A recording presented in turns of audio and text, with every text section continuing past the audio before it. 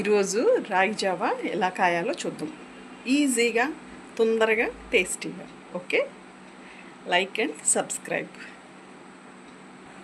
ముందుగా స్టవ్ వెలిగించి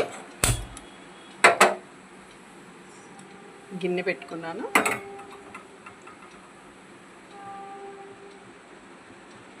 తర్వాత నేను చూడండి, రాగి గ్లాస్లో నీళ్ళు రాత్రి రాగి గ్లాసులో నీళ్ళు పెట్టుకొని పొద్దున్నే గంట అయితే చాలా మంచిది.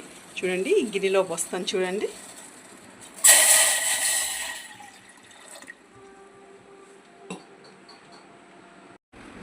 రెండు స్పూన్ల రాగి పిండి గ్లాసులో వేసాను. చక్కగా పిండి పల్చగా నీళ్ళతో కలుపుకున్నాను.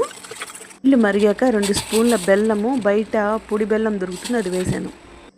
ఇప్పుడు నీళ్ళతో కలుపుకున్న రాగి పిండిని పల్చగా కలుపుకున్నాం కదా, అది అందులో వేసి కలిపాను. చిటికెడు సాల్ట్ వేసాను. బాగా కలుపుతూ ఒక 5 మినిట్స్ తిప్పి బాగా ఉడికాక స్టవ్ ఆపేసి కొద్దిగా పాలు తీసుకున్నాను. ఆ పాలు మీగడ ఊది చక్కగా అందులో వేసి కలిపాను.